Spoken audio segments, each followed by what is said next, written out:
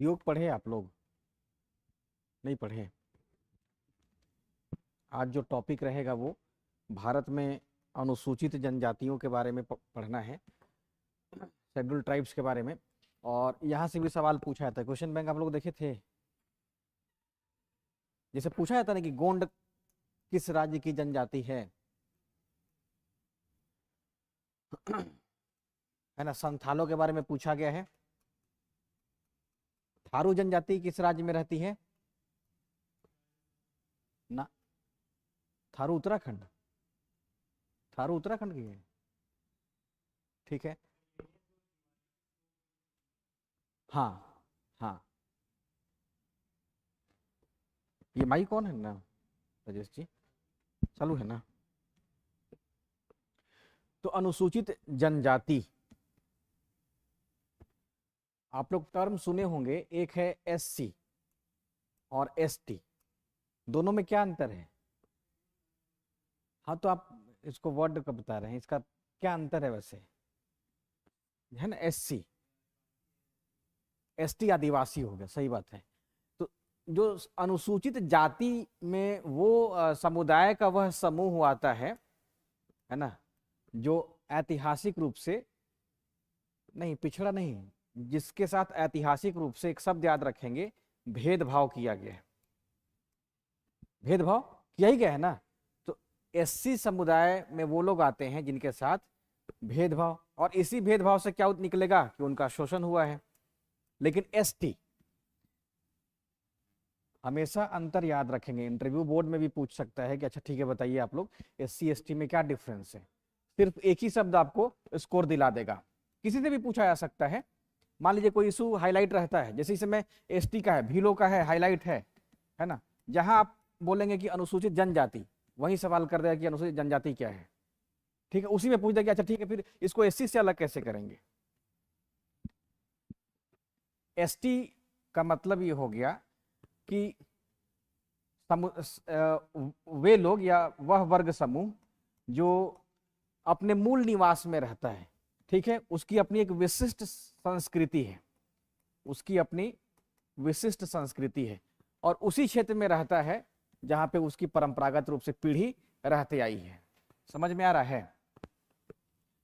यानी कि क्षेत्र विशेष का मूल निवासी, किसी क्षेत्र विशेष का मूल निवासी, जिसको हम लोग वर्तमान में आदिवासी कहते हैं, जिसकी अपनी एक विशिष्ट संस्कृति रही हो और सामाजिक आर्थिक रूप से वो अभी पिछड़ा हो, सामाजिक आर्थिक रूप से पिछड़ा हो, उसके पास अभी विकास का कोई साधन ज्यादा नहीं पहुंचा है ना। अब जैसे अब यही बात हो गई है, तो एसटी के लिए सरकार को क्या करना चाहिए? जैसे ये मेंस का सवाल पूछा जाएगा आप लोगों को, या आप खुद भी इंक्लूसिव ग्रोथ में लिख सकते हैं, इंक्लूसिव ग्रोथ में लिख सकते हैं, है ना, कि एसटी के लिए क्या कुछ किया जाना चाहिए। तो क्या आप कल्पना कीजिए, अभी जैसे पटना हो गया या कोई और जगह हो गया, वहां पे डिजिटली लोग साक्षर है ना, है कि नहीं? तो क्या उनका डिजिटल ग्रोथ हो रहा है? नहीं हो रहा है ना, सबके मामले में पिछड़े हैं। तो उनको कहीं ना कहीं सामाजिक, आर्थिक, राजनीतिक, है ना, तकनीकी रूप से ध्यान देने की आवश्यकता है। यानी कि जो विकास हो, उस विकास में उन लोगों को भी जोड़ा जाए, यानी कि विकास की मुख्य धारा, मेन स्ट्रीम से उन लोगों को जोड़ने की बात कर दी गई है।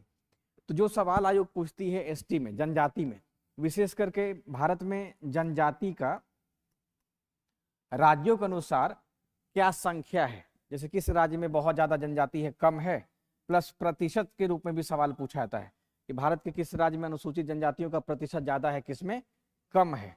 और जनजातियों में अब प्रकार हो गया, जो जनजाति है वो कहां कहां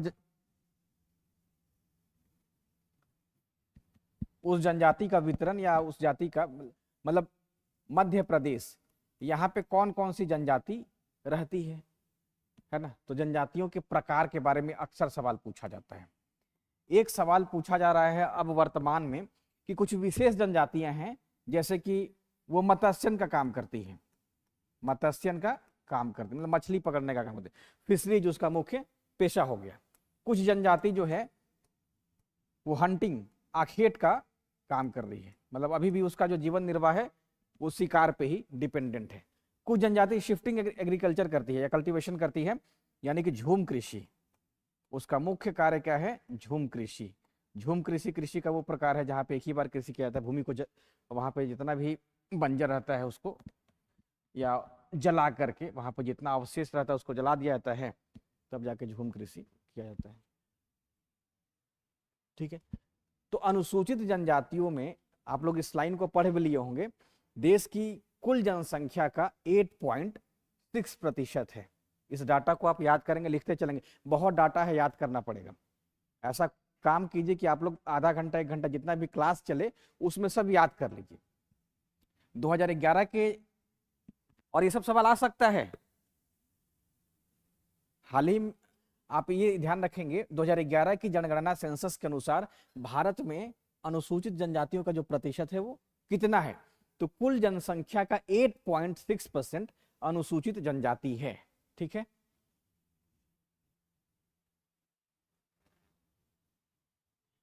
एक पॉइंट आप लोग याद हो गया। उसके बाद अब वही है कि किस राज्य में सबसे ज्यादा है, किस राज्य में प्रतिशत के अनुसार सबसे ज्यादा है। आज सारा का सारा फैक्चुअल डेटा बहुत मिलेगा, सारा याद कर लेना है, ज्यादा है, अभी आ रहे हैं उस स्लाइड पे भी। तो ये पॉइंट याद हो गया एकदम ना। अब बीपीएससी क्या करती है या कोई एग्जाम क्या करता है ना कि 8.6 है, तो एक तो ऑप्शन रहेगा, इसी से मिलता जुलता ऑप्शन दे देगा 8.2, ए में रहेगा 6.8, इसको ना चेंज कर देगी ताकि लोग कंफ्यूज कर जाए। ठीक है, 9.1 कर देगी, तो एकदम क्लोज क्लोज ऑप्शन रहता है कि याद भी रहे तो एग्जाम में कंफ्यूज कर जाए।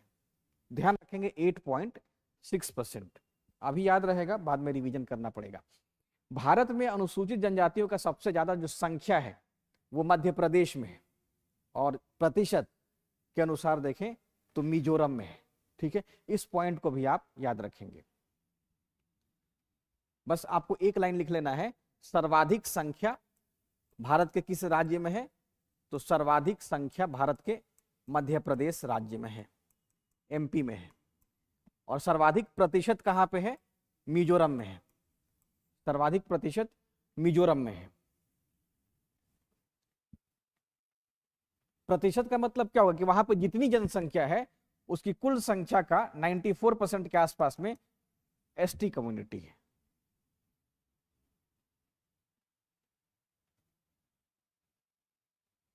ठीक है, अब यहां पे ध्यान रखेंगे कि हम राज्यों की बात कर लिए, लेकिन अब राज्यों में संख्या के अनुसार देखें, केंद्र शासित प्रदेश की बात करें, यूटी की बात करें, तो सबसे ज्यादा जो संख्या है वो दादर और नगर हवेली में है और प्रतिशत लक्षद्वीप में है। अभी आप लोग राज्य को देख रहे थे, राज्य में क्या, एमपी प्लस मिजोरम, संख्या में एमपी, प्रतिशत में मिजोरम। ठीक है, वैसे केंद्र शासित प्रदेश में डीडी हो गया और उसके बाद लक्षद्वीप हो गया, डीडी एलडी कर दीजिए, ऐसे ना याद रहेगा, एमपी एमजेड डीडी एलडी, प्रतिशत के अनुसार मिजोरम राज्यों में और लक्षद्वीप केंद्र शासित प्रदेश में। लेकिन आगे यह भी मिलेगा कि भारत के किस केंद्र शासित प्रदेश में अनुसूचित जनजातियों की संख्या नहीं है या नगण्य है। दिल्ली पुडुचेरी का भी नाम आएगा, दिल्ली पुडुचेरी का नाम आएगा जहां पे जनजाति लोग है ये नहीं है, चंडीगढ़, पंजाब, हरियाणा। इसी तरीके से कुछ कोड वोड बना लेंगे आप लोग ताकि याद रहे, है ना। जो हालत एमपी का राज्यों में है, यूटी में, अब दादर नगर हवेली, 2011 में तो दादर था, अब इसके साथ दमन भी जुड़ गया है ना, तो डीडी दादर और दमन, और मिजोरम राज्य में और प्रतिशत में लक्षद्वीप। भारत के, हाँ अब क्या है कि इसकी कुल संख्या कितनी है, आप लोग देखिए कि कुल जनसंख्या का 8.6% एसटी है, तो अनुसूचित जनजातियों की जो कुल संख्या है अप्रोक्सीमेटली कितना है, 1.53 करोड़, 15.3 मिलियन है। ठीक है, ये ध्यान रखेंगे। मध्य प्रदेश की बात की जा रही है कि एमपी में जनजातियों की संख्या तो है, लेकिन कुल संख्या का 1.53 करोड़ है जो उस राज्य के लिए हो सकता है। हालांकि ये उतना इंपॉर्टेंट नहीं है बीपीएससी में, लेकिन फिर भी आप एक मोटा मोटी आइडिया रखेंगे। हाँ, अब देखें कि अनुसूचित जनजातियों का सबसे अधिक प्रतिशत मिजोरम में है और लक्षद्वीप में पाया जाता है। तो अब सवाल उठता है कि कितना है। तो मिजोरम में कुल जनसंख्या का 94.4 है और 94.8 है। अब इन दोनों में कहां ज्यादा है? राज्य प्लस केंद्र शासित प्रदेश अगर मिला लें तब आप लक्षद्वीप आगे निकल जाएगा, है ना। तो ये भी ध्यान रखेंगे, अगर किसी ऑप्शन में मिजोरम भी रहे और ऑप्शन में लक्षद्वीप भी रहे तो इन दोनों में आपको आंसर टिक करना है लक्षद्वीप। ये बहुत क्लियर करना जरूरी है, तब जाकर के क्लियर होता है अगर चारों विकल्प में दोनों रहे तो भारत में अनुसूचित जनजातियों के सर्वाधिक प्रतिशत राज्यों के अनुसार मिजोरम है और केंद्र शासित प्रदेश के अनुसार लक्षद्वीप है। लेकिन इन दोनों में भी 94.8% के साथ लक्षद्वीप में सर्वाधिक अनुसूचित जनजातियां रहती हैं। ठीक है, अब जनजाति कहने का मतलब क्या है कि इनकी अपनी विशिष्ट संस्कृति है, इनकी अपनी विशिष्ट संस्कृति है, इनका अपना कल्चर है ना, सामाजिक संरचना है। सामाजिक संरचना भी उनका अलग होता है। बहुत सारे आदिवासी समुदाय में मातृसत्तात्मक अभी भी कल्चर देखने के लिए मिलता है ना। जैसे आप नॉर्थ ईस्ट में जाइएगा तो प्रधानता है मातृसत्तात्मक समाज है। सिक्किम का भी यही हाल है। क्लियर हो गया? इतना याद हो गया आप लोगों को? लक्षद्वीप में कितना प्रतिशत है? 8% है। ठीक है, और मिजोरम में 4 बस, इसको मत याद करिए। 94.4 और 94.8 हो गया। अंग्रेजी किसी का नहीं है ना? हाँ, अब भारत के वो राज्य और केंद्र शासित प्रदेश जो अभी हम लोगों ने चर्चा भी किया है जहां पे एसटी कम्युनिटी नहीं है, तो ये 5 राज्य और यूटी के नाम को याद रखेंगे। 3 केंद्र शासित प्रदेश और 2 राज्य जहां पे अनुसूचित जनजातियां नहीं है। और इससे शायद 68 बीपीएससी या किसी बीपीएससी में भी फिलहाल 66वीं के बाद सवाल पूछा गया है। आप लोग देखेंगे 66वीं के बाद से किसी बीपीएससी में एक सवाल पूछा गया है कि भारत के किस राज्य या केंद्र शासित प्रदेश में अनुसूचित जनजातियां नहीं पाई जाती। अब इसका मतलब क्या हुआ कि बिहार में है, समझ गए? बिहार में है, क्योंकि ऐसा अनुमान होता है कि झारखंड के बनने के बाद से बिहार में नहीं होगी, लेकिन है। तो पुडुचेरी, दिल्ली, चंडीगढ़, हरियाणा, पंजाब, 5 याद हो गया। 2 राज्य और 3 केंद्र शासित प्रदेश। 2 तो एक ही जगह है, दिल्ली और चंडीगढ़ आसपास में ही है, लेकिन पुडुचेरी साउथ इंडिया में हो गया। ठीक है, अब भारत के संविधान का कौन सा अनुच्छेद राष्ट्रपति को यह अधिकार देता है अनुसूचित जनजातियों को लिस्ट करने का? हाँ, बहुत बढ़िया है। तो आर्टिकल 342 के तहत राष्ट्रपति किसी भी समुदाय को एसटी में लिस्ट कर सकता है ना। तो संविधान में मूल रूप से जो अपना मूल संविधान में है उसमें 212 जनजातियों को एसटी घोषित किया गया था, लेकिन वर्तमान में पीआईबी 2022 पे ये डेटा उपलब्ध है कि इस समय 740 से अधिक जनजातियां भारत में हैं, है ना। तो लिस्ट किया गया है 740 से अधिक, और संविधान के अनुच्छेद 342 का इस्तेमाल राष्ट्रपति करता है। कई बार होता है ना कि जातियां विरोध करती हैं कि हमको या तो एससी में डालिए नहीं तो एसटी में डालिए। तो अगर एसटी में किसी समुदाय को डालना होगा तो राष्ट्रपति अपने इस अधिकार का, संवैधानिक अधिकार का इस्तेमाल करते हुए किसी भी जाति को जनजाति में घोषित या लिस्ट कर सकता है। ये ध्यान रखेंगे। हाँ हाँ, वो वर्डिक्ट आते रहेगा, है ना, वर्डिक्ट आते रहते हैं। तो राष्ट्रपति को पावर किसके तहत मिल गया? 342 के तहत। याद हो गया? इतना याद हो गया आप सभी लोगों को? किन किन राज्यों में नहीं है एसटी? हरियाणा, पंजाब और केंद्र शासित प्रदेश। हाँ, अब बीपीएससी का इसमें कूट वाला प्रश्न शामिल हो जाएगा ना। कूट का बन सकता है कि नहीं बन सकता है? जैसे गोवा का चर्चा रहे तो गोवा में है कि नहीं है? हो गया। अगर पंजाब हरियाणा में नहीं है इसका मतलब गोवा में है, तेलंगाना में होगा। आप लोग मेरा 7 बजे वाला सेशन बनाते हैं एमसीक्यूज का, कभी कभी लेकर के जो आते हैं, तो उसको बनाइएगा। किसी ग्रुप में आप लोग होंगे ना व्हाट्सएप या टेलीग्राम का इस संस्थान का, तो मंडे को ना 7 बजे का क्लास लेंगे तो उसमें ना हम इसमें पूछेंगे सवाल। वो कूट वाला डाल करके,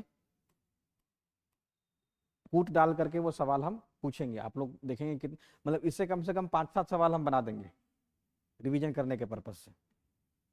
जैसे करंट अफेयर्स 20 तो बताए थे, जिन लोगों को 17वीं देना होगा उनके काम का आ जाएगा। अब सोमवार को क्लास लेंगे।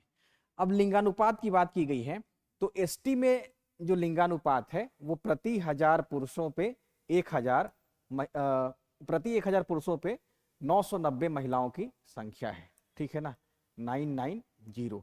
तो 2011 की जनगणना के अनुसार अनुसूचित जनजातियों का लिंगानुपात सेक्स रेशियो 990 है, जो 2001 के लिंगानुपात से 12 अधिक है। यानी कि एसटी में जो लिंगानुपात है वो बढ़ गया है, 12 ज्यादा हो गया है। क्या है ना कि 2021 में डाटा ही नहीं आया है, सेंसस हुआ ही नहीं है ना। 2021 में कहाँ जनगणना हुआ है।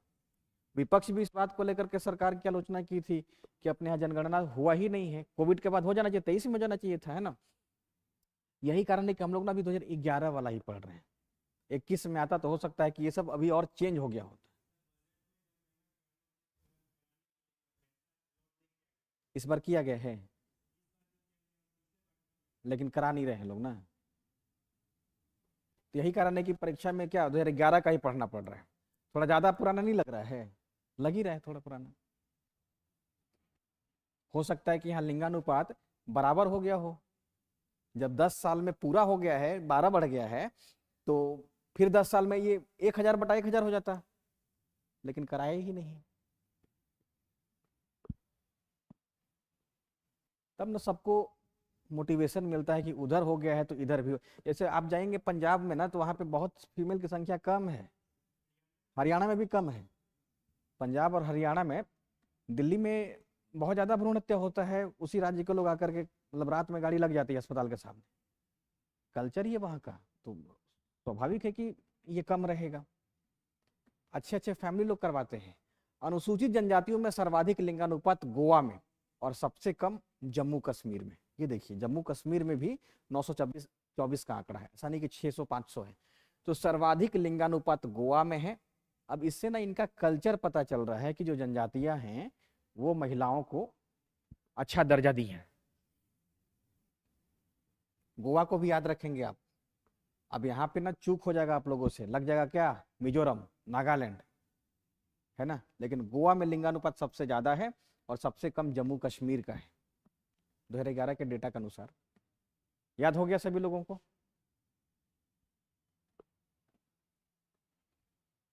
लिंगानुपात याद हो गया 990 का, 342 याद हो गया, 1046 है। ऐसा करें कि 10 मिनट में कंप्लीट हो जाए।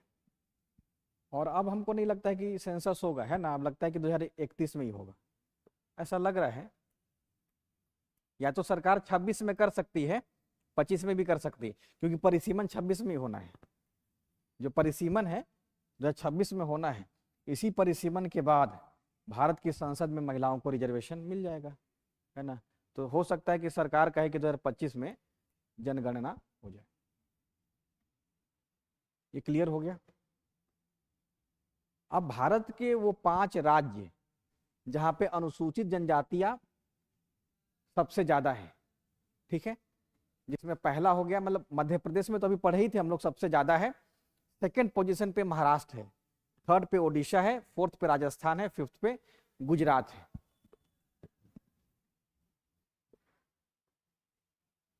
यानी कि टॉप 5 में एक भी यूटी नहीं है संख्या के मामले में।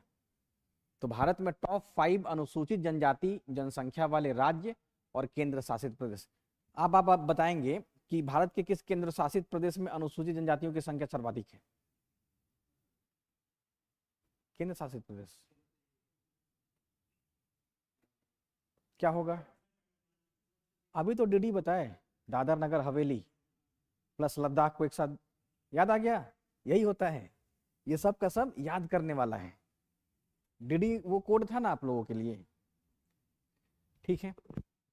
यानी कहने का मतलब कि टॉप 5 में 5 राज्य आप लोगों ने याद कर लिया, मध्य प्रदेश, महाराष्ट्र, ओडिशा, राजस्थान, गुजरात, है ना। यहाँ पे सर्वाधिक अनुसूचित जनजातियां रहती हैं। इसका मतलब ये हो गया कि इस 5 में डीडी नहीं है, दादर नगर हवेली नहीं है। लेकिन फिर भी आप लोग अलग से फैक्ट याद रखेंगे कि भारत के किस केंद्र शासित प्रदेश में अनुसूचित जनजातियों की संख्या सर्वाधिक है, तो दादर और नगर हवेली। और प्रतिशत में अगर देखें तो लक्षद्वीप एलडी हो गया। तो ठीक जैसे आप लोग मिजोरम याद कर रहे हैं प्रतिशत के मामले में, और संख्या के मामले में एमपी याद कर रहे हैं, है ना, तो ये चारों का कॉम्बिनेशन याद होगी। तो टॉप 5 में सेकंड पोजीशन हो गया महाराष्ट्र, थर्ड हो गया ओडिशा, फोर्थ राजस्थान, फिफ्थ हो गया गुजरात। अब इसमें कहीं पे भी कोई नॉर्थ ईस्ट का राज्य नहीं है, जनजातियों के मामले में कहीं पे भी नॉर्थ ईस्ट का राज्य नहीं है। ऐसा ना लगे कि असम हो जाएगा, एग्जाम में लोग असम कर ही देंगे विकल्प आने पे, असम नहीं है, टॉप 5 में नहीं है। अब प्रतिशत में आप लोग अभी पढ़ रहे थे, 2 का पढ़ लिए हैं। लक्षद्वीप में सबसे ज्यादा 94.8 है, मिजोरम में राज्यों में सबसे ज्यादा है 94.4 है, लेकिन तीसरे पोजीशन पे नागालैंड है, जिसमें अगर राज्यों के अनुसार रहेगा तो दूसरा हो जाएगा। मिजोरम के बाद वो कौन सा राज्य है जहां पे सर्वाधिक जनजाति है, तो नागालैंड है, राज्यों के अनुसार दूसरा, लेकिन ओवरऑल देखें केंद्र शासित प्रदेश और राज्यों को मिला करके तो तीसरा पोजीशन नागालैंड का है, चौथा मेघालय का है, पांचवा अरुणाचल प्रदेश का है। प्रतिशत के अनुसार देखें तो सबसे ज्यादा लक्षद्वीप में है, दूसरे स्थान पर मिजोरम है 94.4, नागालैंड 86.5%, मेघालय 86.1% और अरुणाचल प्रदेश 68.8%। यहां पे अनुसूचित जनजातियों का प्रतिशत सर्वाधिक है, कुल जनसंख्या में इनका प्रतिशत ज्यादा है।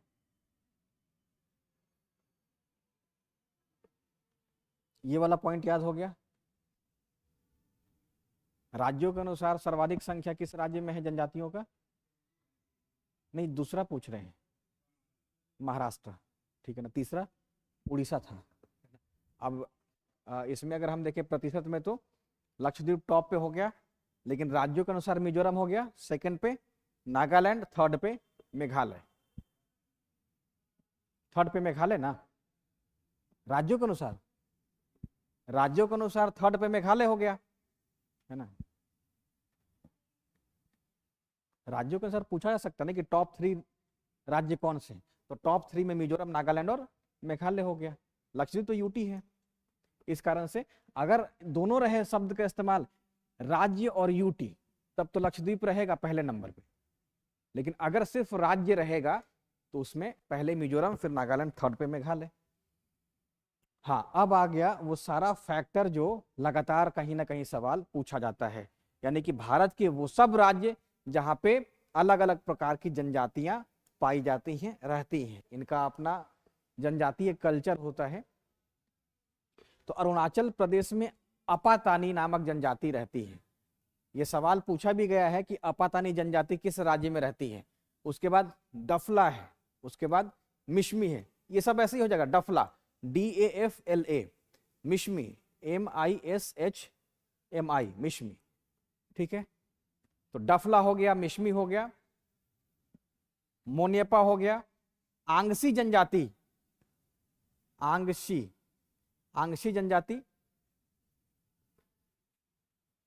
अरुणाचल प्रदेश में है, शेडिंग है और जैपम है। ये सब की सब जो जनजाति है अरुणाचल प्रदेश में पाई जाती है।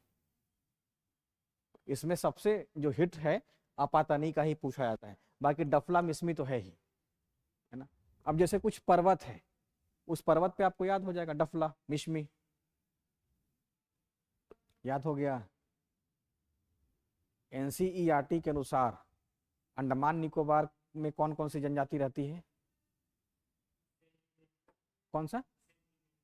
सेंटिनेंटल, शैम्पेन और एक हो गया सेंटिलीज, सेंटिलीज ना, और ओंगे का नाम सुने हैं आप लोग? NCERT के अनुसार ओंगे और एक जारवा, जारवा चर्चा में खूब रहा है पिछले साल न्यूज में। तो ये 4 जनजाति कहाँ है? अरुणाचल, ये अंडमान निकोबार द्वीप समूह में, किसके अनुसार? NCERT के अनुसार। अभी आएगा ये वाला, अभी आएगा। तो कुछ विशेष जो जनजातियां हैं भारत के जिस राज्य केंद्र शासित प्रदेश में रहती है, खास करके जिसका जिक्र एनसीईआरटी कर रहा है, वो आपको याद होना ही चाहिए। अब हम लोग सैम्पन का तो मानचित्र नहीं बना सकते हैं ना, सैम्पन जनजाति का मानचित्र तो बना ही नहीं सकते हैं, ओंगे का बन ही नहीं सकता, हो सकता है गूगल पे भी जो दिया हो गलत हो, तो आपको ना नाम याद करना पड़ेगा। तो ठीक वैसे ही अरुणाचल प्रदेश में अपातानी, डफला, मिसमी, सिंहपो, मोनियपा, आंगसी, है ना। आंगसी को भी अच्छे से याद रखेंगे, आंगसी भी पूछे जाने की संभावना रहेगी, आंगसी जनजाति भी चर्चा में रहती है। इतना याद हो जाएगा, एक बार में नहीं याद होगा, एक बार में नहीं होगा, लेकिन एक आध तो याद हो गया ना। अपा तनी, है ना, खींचा तानी जैसा नहीं लग रहा है? अरुणाचल, चीन और भारत के बीच खींचा तानी का जो है होता तो हो जाएगा अपा तानी, ठीक है। कुछ ऐसा कोड आप लोग बना लीजिएगा। ये सब तो पर्वत जैसा लग ही रहा है। अब वो डफला, मिरी, मिशमी, है ना, डफला, मिशमी, ये सब जनजाति जो है अरुणाचल प्रदेश में रहती है। पहली बार में इतना भी याद हो जाए तो हो जाएगा पीटी। ज्ञान आपको ज्यादा करने से भी पीटी नहीं होता है। दूसरा है असम राज्य। असम राज्य में भी जनजातियों की लिस्ट है, ये वाला लिख लिए आप लोग, अरुणाचल प्रदेश वाला। क्लियर हो गया सारा? अब असम में कौन कौन सी जनजाति रहती है? चकमा की समस्या मेंस में पढ़ाए थे हम, ठीक है, चकमा जनजाति की समस्या मेंस में पढ़ाए थे, तो चकमा याद रखेंगे। उसके बाद मिकिर, चश्मा हो गया, मिकिर हो गया, चकमा हो गया, मिकिर हो गया। बोडो भी खूब चर्चा में रहता है, बोडो जनजाति ही बोडोलैंड की मांग करती है ना, और हिंसक एक्टिविटी भी पास्ट में करती आई है। मिसिंग, ये जनजाति असम में है। करबी, ये जनजाति भी असम में। करबी को ना ऐसे भी करबी लिख दिया जाता है, करबी, ध्यान रखेंगे। करबी असम के कार्बी आंगलोंग और अन्य क्षेत्रों में निवास करती है। राभा नाम की जनजाति असम में रहती है। असम में नागाओं का भी निवास है, ध्यान रखेंगे, नागा लोग भी असम में रहते हैं। और दिमासा, नॉर्थ ईस्ट के कुछ जो जनजाति है वो अलग अलग राज्यों में रहती है, सिर्फ एक में ही नहीं। तो नागालैंड और असम के कुछ हिस्सों में नागा जनजाति रहती है। दिमासा असम के बारपेटा और कोकराझार जिलों में पाई जाती है। तो आपको इतना नहीं याद करना है, आपको क्या याद करना है, 2-4 पॉइंट याद रखिए। चकमा जनजाति कहाँ पे है? असम में है। मिकिर असम में है। बोडो असम में है। कुछ एक याद कर लेंगे, दिमासा का, करबी का, करबी एंगलोंग वाले क्षेत्र में वो रहती है। तो क्षेत्र ना याद करके आप लोग बस जनजातियों के नाम को ही याद रखेंगे। सिंपल सवाल पूछा जाता है, बहुत टफ करेगी बीपीएससी ना, तो 4 इधर जनजाति का नाम रहेगा और 4 इधर उसी राज्य को लिख दिया जाएगा, और कॉलम मिलाने के लिए रहेगा कि आपको बताना है कौन कौन सी जो जनजाति है कहाँ रहती है। ये कठिन सवाल में आ जाएगा, तो भी पकड़ में आ जाएगा, तो भी पकड़ में आ जाए। कुछ एक पॉइंट आपको याद रहेगा। तो यह चकमा समस्या होता ही है, मिकिर, बोडो, मिसिंग, करबी, राभा और नागा दिमासा है। तो ये सब असम की जनजाति है। क्लियर हो गया? पढ़ लिए, याद हो रहा है? ये सब नहीं याद करना है, सिर्फ जनजाति का नाम।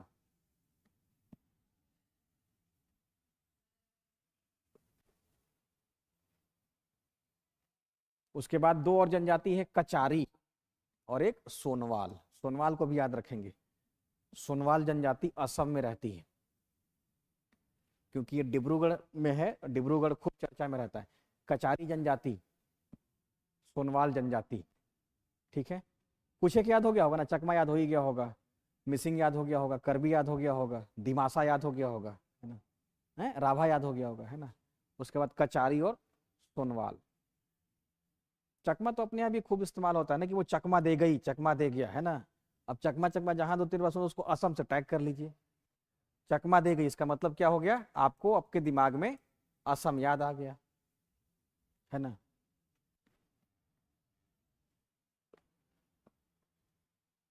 उसके बाद मेघालय। मेघालय बहुत आसान है, 4 जनजाति, गारो, खासी, जयंतिया और सोंगखम। गारो, खासी, जयंतिया तो पर्वत का ही नाम है। गारो पहाड़ी, खासी पहाड़ी, जयंतिया पहाड़ी और सोंगखम, ये 4 जनजाति मेघालय में रहती है। इसका मतलब ये है कि आपको चारों जनजाति याद हो गया। अब जैसे जैसे पहाड़ी का नाम है ना, वैसे वैसे वहां जनजाति होती। गारो पे गारो रहेगी, खासी पे खासी, जयंतिया पे जयंतिया है। अब जैसे मेघालय हो गया, ये गारो हो गया, खासी हो गया, जयंतिया हो गया, तो सबसे पश्चिमी में गारो हो गया, मध्य में खासी हो गया, पूरब में जयंतिया हो गया, ठीक है। मेघालय आसान हो गया। नागालैंड को देखिए, नागालैंड में नागा जनजाति, और ये नागा जनजाति असम में भी रहती है। दूसरा सितेंग जनजाति, अंगामी खूब चर्चा में रहता है, अंगामी को भी याद रखेंगे। चाखेसांग, कोन्याक, कुकी खूब चर्चा में, मैतेई खूब, मतलब ये दोनों जनजाति जो है मणिपुर में भी है, कुकी, मैतेई और नचामा, ये सब जनजाति नागालैंड की जनजाति है। कुकी और मैतेई के बीच में तो फाइट हो ही रहा है ना।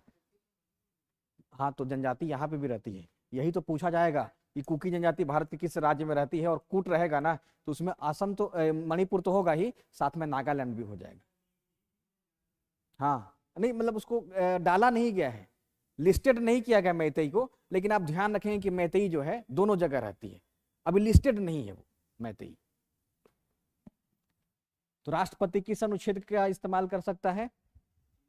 342 का, 342 का इस्तेमाल करते हुए मैतेई को डाल सकता है, ठीक है। अभी लिस्टेड नहीं है, इसी की तो मांग हो रही है, मैतेई वाले इसीलिए तो प्रदर्शन करते हैं कि हमको डाला जाए। नागा, सितेंग, अंगामी, चाखेसांग, कोन्याक, कुकी, मैतेई, नचामा, ठीक है। जैसे सामान्य सवाल रहे कि कुकी और मैतेई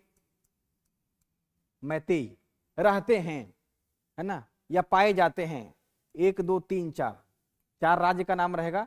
नागालैंड का हो गया, असम हो गया, उत्तराखंड कर देते हैं,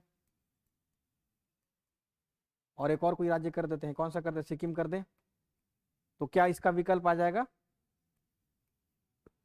कुकी, मैतेई। तो इसके अनुसार नागालैंड और मणिपुर, तो मणिपुर ऑप्शन नहीं डाले हैं, तो नागालैंड हो जाएगा सही, समझ गए। भील का 5, कैसे? भील की उत्पत्ति मानी जाती है कहां से? भिलाई से, छत्तीसगढ़ का, जी। उसके बाद एमपी, तब महाराष्ट्र, राजस्थान और गुजरात, इन 5 राज्यों में भील प्रदेश को मांग यही लोग कर रहे हैं। तो ये सब याद हो गया, नागा, सितेंग, अंगामी, चाखेसांग, इतना नहीं पूछता है, इतना आप लोग ज्यादा बर्डन मत करेंगे, मतलब 2 4, हाँ 1 2 3 4 याद कर लेंगे, है ना। अंगामी कर लेंगे, अंगामी पूछा जा सकता है। यहाँ और भी 20 प्रकार की जनजाति होगी, और भी 20 होगा, हो सकता है कि किसी में संख्या 20 ही हो, किसी में 20 लोग ही हो, उनकी अपनी अलग संस्कृति हो।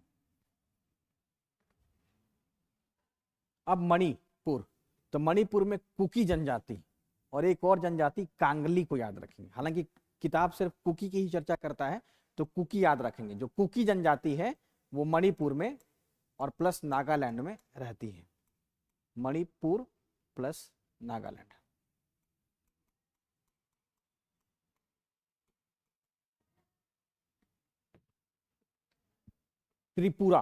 त्रिपुरा में भूटिया बहुत इंपॉर्टेंट रहेगा। जैसे आप जम्मू कश्मीर में भोटिया को देखते हैं, ठीक वैसे ही त्रिपुरा में एक भूटिया रहती है। तो भूटिया जनजाति है, रियांग जनजाति है, चकमा यहाँ पे भी है। असम, कौन सा? देखिए जनजाति वही है, मूल निवासी किसी क्षेत्र की है। अगर जनजाति कहीं पलायन कर गई उसको जनजाति थोड़ा ना, किसका? अब सबका नामकरण अलग तो किया गया होगा, है ना। जैसे जम्मू कश्मीर में, उत्तराखंड में भोटिया लोग रहते हैं, किसका? हाँ, कार्य विशेष में भी दिया जाता है ना। अब देखिए सब जनजाति के नाम पे, जनजातियों का यही काम है, पशुचारण, चाहे वो भेड़ चराए, बकरी चराए, मुर्गा पाले, मुर्गी पाले, है ना। तो नाम पे आपको नहीं जाना है। अब कुकी का क्या अर्थ लगाएंगे, जान के भी क्या कर लेंगे, है? जान के भी क्या होगा, क्या? हाँ, कुकी 3 राज्य में हो गया, त्रिपुरा में भी कुकी आ गया है, ठीक है। तो रियांग, भूटिया, चकमा, गारो और कुकी। गारो भी तो आ गया, मेघालय के साथ साथ त्रिपुरा में भी गारो रहती है। चकमा असम के साथ साथ त्रिपुरा में भी दिखाई दिया, ठीक है। वैसे भी त्रिपुरा में बंगाली लोग ज्यादा रहते हैं। त्रिपुरा में, त्रिपुरा है ना बांग्लादेश से घिरा हुआ, 3 वर्ष से बांग्लादेश घिरा हुआ है, तो बंगाली लोग वहाँ ज़्यादा मिलते हैं। इसी कारण से ये जनजाति जो है ना मिश्रित आपको दिख रहा होगा, असम वाला भी, मणिपुर वाला भी, नागालैंड वाला भी, है ना। मिजोरम में सबसे सिंपल है, यही दो एनसीईआरटी में दिया हुआ है, मिजो का और लाखेर का, एनसीईआरटी बस याद कर लेंगे, मिजो नाम से ही है, और लाखेर, लाखेर याद कर लेंगे। अभी तक इन सब पे कोई प्रश्न ही नहीं बना है, लाखेर पर भी नहीं बना है, तो आगे भी बनने की ना उम्मीद रहेगा, लेकिन याद कर लीजिएगा। हाँ, कुकी पे बन सकता है, मैतेई पे बन सकता है, भील पे बन सकता है। अब हम लोग देखते हैं अलग अलग राज्यों का। पश्चिम बंगाल, पश्चिम बंगाल में ये सब पुरानी एनसीईआरटी में चर्चा किया गया। कौन कौन सी जनजाति है? असुर जनजाति, नाम ही है, भूमि, बिरहोर, लोध, ये सब एनसीईआरटी में, लेप्चा, माघ और महाली, ये जनजाति पश्चिम बंगाल की जनजाति है। किसके अनुसार? ओल्ड एनसीईआरटी के अनुसार। झारखंड में कौन सी जनजाति है? बिरहोर, हो, खरिया, माल पहाड़िया या मल पहाड़िया, माल पहाड़िया, मुंडा, उरांव, उसके बाद संथाल। ठीक है, झारखंड की जो जनजाति है उसको याद रखेंगे। ये थारू का पूछा गया है, थारू किस राज्य की जनजाति है? ठीक है, भोटिया का भी पूछा जा सकता है, भोटिया लोग पशुचारण करते हैं, जो भेड़ चरा रहे थे ना, तो भोटिया इसी में आएगा, वो भूटिया था। एक जौनसारी का भी याद रखेंगे, खासी का भी याद रखेंगे। एनसीईआरटी में जो दिया है वो बहु कॉपी किया हुआ है, अलग से हम कुछ लिखे नहीं। अलग से लिखने पे ना गलत होने की संभावना गूगल से बहुत ज़्यादा रहेगा। कुछ एक सवाल पूछा गया है कि भूमि जनजाति कहाँ रहती है, असुर का भी पूछा गया है, ये सब याद कर लीजिएगा। बिरहोर, लोध, लेप्चा, माघ और महाली, ये सब पश्चिम बंगाल की जनजाति है। झारखंड में भी बिरहोर जनजाति है, हो जनजाति है, खरिया है, माल पहाड़िया, मुंडा, ओरांव, संथाल। उत्तराखंड में भोक्सा है, राजी भी जनजाति ही है, राजी, थारू, भोटिया, जौनसारी, खासी, ये सब का सब जनजाति ही है। ओडिशा में जुआंग और कांध, ये दोनों बड़ा इंपॉर्टेंट रहेगा, इसको याद रखिएगा, जुआंग और कांध जनजाति। जैसे आपको और अभी आएंगे नीचे चेंचू जनजाति दिखाई देगा, वो सब याद कर लीजिएगा। जुआंग और कांध, ऐसा ना हो कि अंडमान का लग जाए।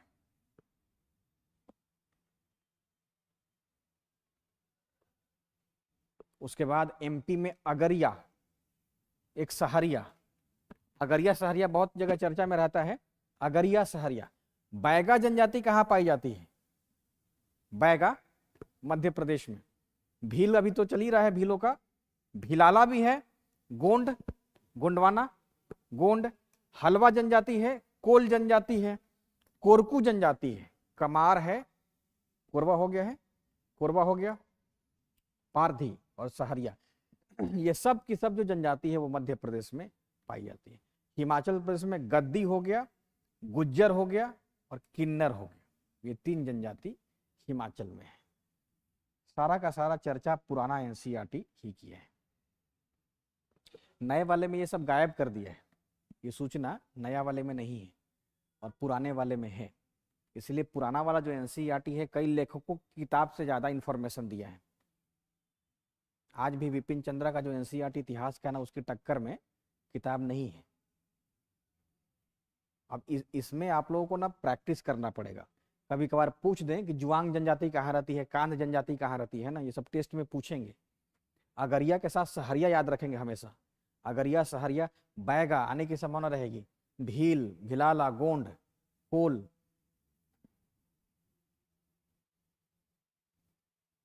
ठीक है,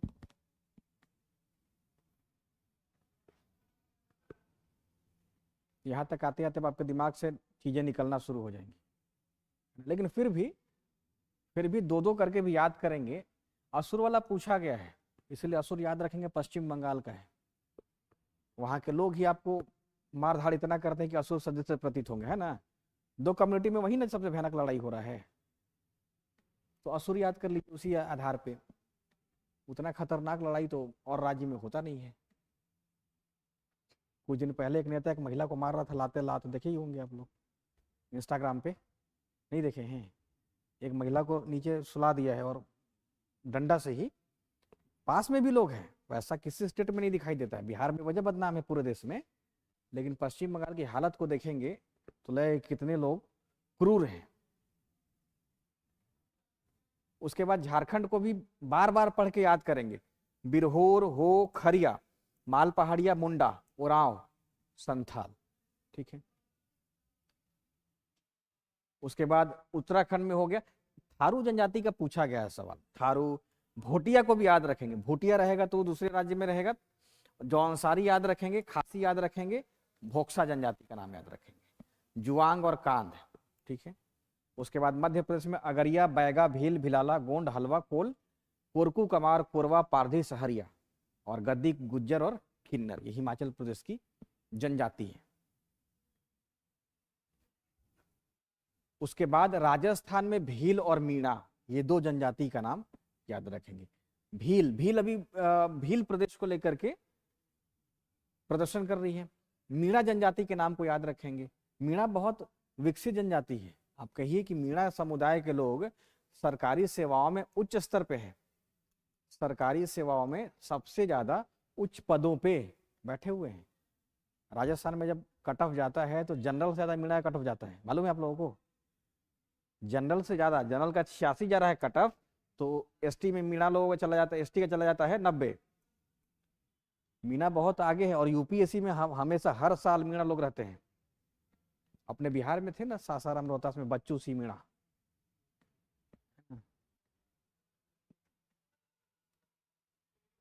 आंध्र प्रदेश में चेंचू और गोंड, आंध्र प्रदेश में चेंचू और गोंड जनजाति रहती है। तमिलनाडु में कादर हो गया। अब ये कोटा राजस्थान में नहीं है, कोटा जनजाति तमिलनाडु में है। कुरुम्बा, कुरुम्बा जनजाति, टोडा जनजाति, पालियान जनजाति और बड़ागा जनजाति, ये जनजाति कहाँ की है? तमिलनाडु की है। केरल में 3 जनजातियां, इरुला, कुरुम्बा और पुनियन। कुरुम्बा जो है 2 राज्यों में मिल रहा है, तमिलनाडु में भी और केरल में भी। अंडमान निकोबार में ग्रेट अंडमानी नाम से पता चल जा रहा है, निकोबारी पता चल रहा है। ओंगे, जारवा, शैम्पेन और सेंटिलिज, ये 4 जनजाति बड़ा हिट जनजाति है, जहां से आने की सवाल बहुत ज्यादा संभावना रहती है। ठीक वैसे जम्मू कश्मीर में गद्दी है और बकरवाल है। ये 2 जनजातियों के नाम आप याद रखेंगे। याद हो रहा है? एक बार बोल बोल करके ना भी याद रखेंगे, बोल लेंगे तो याद रहता है।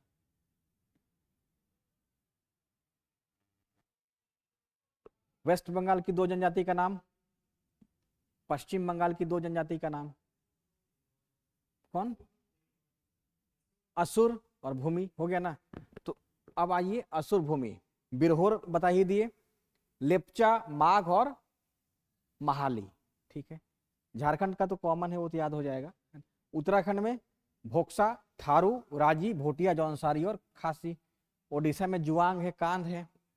मध्य प्रदेश में अगरिया, सहरिया, बैगा, भील, भिलाला, गोंड, हलवा, कोल। कोल को याद रखेंगे, कोलों का विद्रोह हुआ है, आप लोग हिस्ट्री में पढ़े होंगे, कोल विद्रोह। ठीक है। कोरकू, कमार, कोरवा। कोरवा छत्तीसगढ़ वाला जो कोरवा था ना, वो कोरवा तो मध्य प्रदेश में आपको दिख रहा है। पारधी, सहरिया। हिमाचल प्रदेश में गद्दी है, गुज्जर है और किन्नर है। तो हिमाचल प्रदेश के साथ जो गद्दी है वो जम्मू कश्मीर में भी है। गद्दी जनजाति हिमाचल प्रदेश प्लस जम्मू कश्मीर। बकरवाल जनजाति कहाँ रहती है? जम्मू कश्मीर में। अंडमान का 4 जनजाति, चाहे वो जारवा हो, चाहे वो सैम्पेन हो, सेंटिलिज हो और ओंगे हो, ये सब जनजाति अंडमान निकोबार में निवास करती है।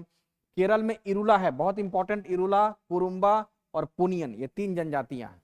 उड़ीसा की 2 जनजाति का नाम जुआंग और कांध है ना। जुआंग इसको याद करना आसान है और कांध। कोरिया, हाँ तो कोरिया झारखंड में भी है। और हाँ ध्यान रखेंगे छत्तीसगढ़ में भी है वो कोरिया। अब देखिए तमिलनाडु में कादर हो गया, कोटा हो गया, कुरुम्बा हो गया, टोडा, पालियान और बड़ागा, ये सब जनजाति रहती है। चेंचू जनजाति और गोंड जनजाति कहाँ पे रहती है? आंध्र प्रदेश में है। राजस्थान में भील और मीणा है। ठीक है। अब जनजातियां और उसका राज्यवार। अब क्या आ गया, जैसे भील, भील जनजाति कहाँ कहाँ रहती है? मध्य प्रदेश, ठीक है, महाराष्ट्र, राजस्थान, गुजरात, इसके अलावे छत्तीसगढ़, ठीक है। तो भील जनजाति का आप राज्यवार याद रखेंगे। गोंड जनजाति एक के अलावे और भी राज्यों में, ये सब हम कॉलम में डाल दिए हैं, ये सब कॉलम में इसलिए डाल दिए हैं कि याद हो जाए। गोंड मध्य प्रदेश में भी है, महाराष्ट्र में भी है, आंध्र प्रदेश में भी है, गुजरात में भी है और उड़ीसा में भी है। यहाँ पे गोंड जनजाति है। संथाल झारखंड में भी है, उड़ीसा में भी है और वेस्ट बंगाल में भी है। उराव जनजाति, उरावों का भी तो स्वतंत्रता संग्राम में विरोध रहा है। उराव कहाँ है? झारखंड है, उड़ीसा है, पश्चिम बंगाल है और मध्य प्रदेश में है। मीणा राजस्थान के साथ साथ एमपी में भी है, राजस्थान का दक्षिण पूर्वी भाग और एमपी का उत्तर पश्चिमी भाग, तो मीणा है। मुंडा जनजाति झारखंड में भी है, एमपी में भी है, उड़ीसा में भी है और पश्चिम बंगाल में भी है। तो ये राज्यों के अनुसार कुछ जनजातियां हैं। उसके बाद हो जनजाति झारखंड में भी है और उड़ीसा में भी है। कुरुम्बा केरल में भी है, तमिलनाडु में भी है ना। तो ये सब जनजातियां, यानी कि वो जनजाति जो एक से अधिक राज्यों में पाई जाती है, उसका हमने लिस्ट बना करके अलग से डाल दिया है। बिहार में बहुत कम जनजाति है, जैसे संथाल हो गया, है ना, जैसे उरांव भी बिहार में भी है। बिहार में ऐसा कहाँ लिस्ट आया? एक बार बीपीएससी पिछली बार पूछी तो थी, लेकिन आंसर सटीक उसका नहीं था। जैसे 2011 का जनगणना माना जाए तो इसमें दिया कहाँ है बिहार का? बिहार में जो जनजाति है ना, एक सवाल आया था 68 या 69 में, लेकिन उसका आंसर करेक्ट नहीं था। ठीक है, ये याद हो गया। भील, गोंड, संथाल, उरांव, मीणा, मुंडा जनजाति अगर हम पढ़ा रहे हैं, परिभाषा में हमने ये बताया कि जो जनजातियां हैं वो अपने मूल निवास में रहती हैं, है ना। अब अगर हम बोल रहे हैं कि संथाल जनजाति है, तो आप थोड़ा सा कल्पना कर लीजिए कि कहाँ पे हो सकती है, किस इलाके में होगी? झारखंड, बंगाल, बिहार के सीमा पे, यानी कि भागलपुर के आसपास में हो सकता है ना, क्योंकि पूरा का पूरा वही, जैसे संथालों का विद्रोह कहाँ पे हुआ था? दामन एकोह में, और दामन एकोह का विस्तार कहाँ तक था? भागलपुर तक था, है ना। तो आप कल्पना कर सकते हैं। लेकिन अब हम कहें कि थारू जनजाति भी बिहार में पाई जाती है, तो ये माइग्रेटेड लोग होंगे, माइग्रेटेड होंगे ना, नौकरी वगैरह या कुछ पैसा, क्योंकि जनजाति की परिभाषा है कि उसके मूल निवास के बारे में भी बताना है कि वो जनजाति इसलिए है क्योंकि वह अपने मूल निवास में रहती है, जो उसका उद्गम रहा है। भील याद हो गया, एमपी, महाराष्ट्र, ये इस बार के लिए हिट रहेगा भील प्रदेश के लिए। गोंडों को ध्यान रखेंगे, एमपी तो है ही, साथ में महाराष्ट्र भी है, आंध्र प्रदेश भी है, गुजरात भी है और उड़ीसा भी है। गोंडों की है, हाँ, मुंडा है सर, भील हो गया है। अब का मतलब क्या? 2011 के अनुसार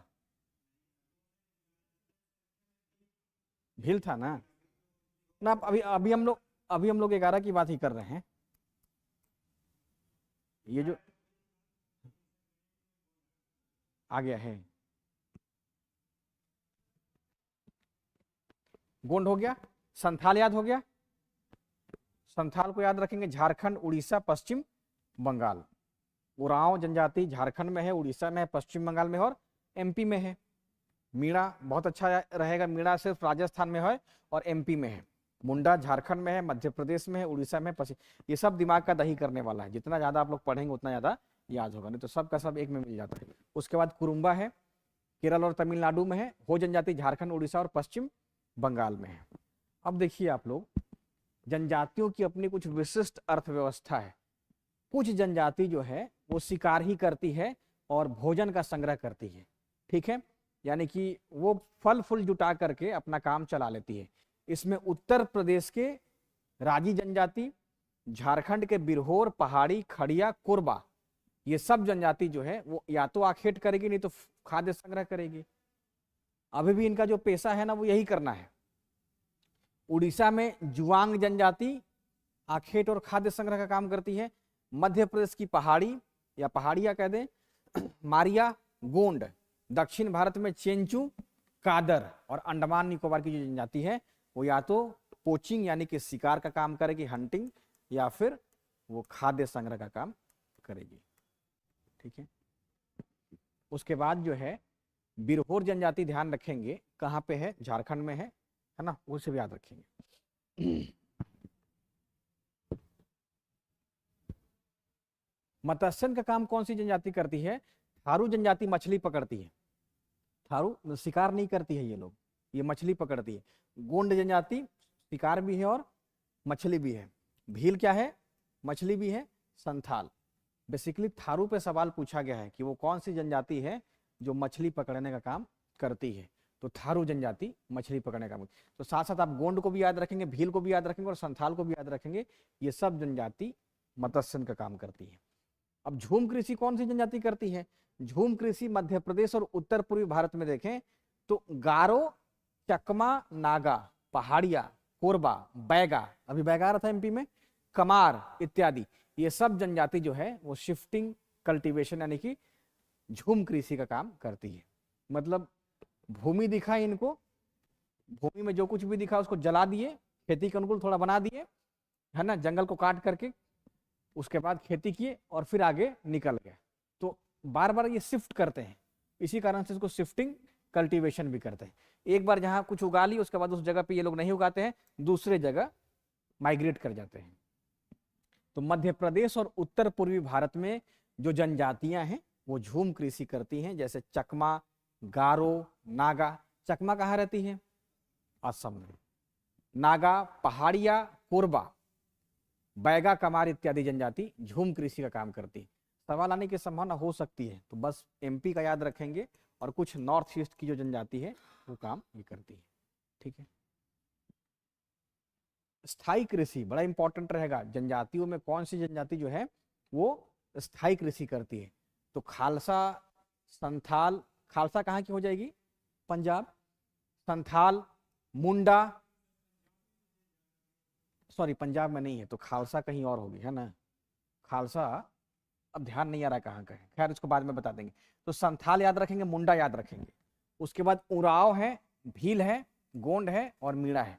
ये सब जनजाति स्थायी कृषि करते। यानी देखिए इसको पकड़ने का क्या तरीका हो गया, वो सब जनजाति जो विकसित अवस्था में है, आप कह सकते हैं कि थोड़ा बहुत वो विकास की मुख्य धारा से जुड़ गई है ना। अभी आपको बता रहे थे कि मीणा समुदाय के लोग अच्छे अच्छे पदों पर बैठे हुए हैं, यानी कि उसका जो नीचे वाला क्लास होगा मीणा में ही, वो क्या करेगा, खेत लेकर के अपना खेती करेगा।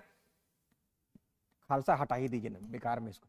तो संथाल हो गया, मुंडा हो गया, उराव हो गया, भील हो गया, गोंड हो गया और मीणा हो गया। सब जनजाति आपको देखिए नाम से ही लगेगा डेवलप्ड है, मतलब थोड़ा सा वो मेन स्ट्रीम में आ चुके हैं, है ना। तो संथाल याद रखेंगे, मुंडा, उराव, भील, गोंड और मीणा।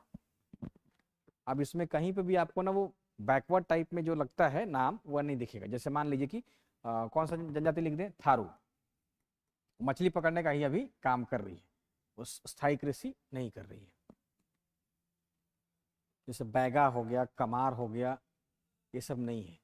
जितना भी जनजातियों में थोड़ा आगे वाली जनजाति है वो सब का सब तो स्थायी कृषि कौन करेगा?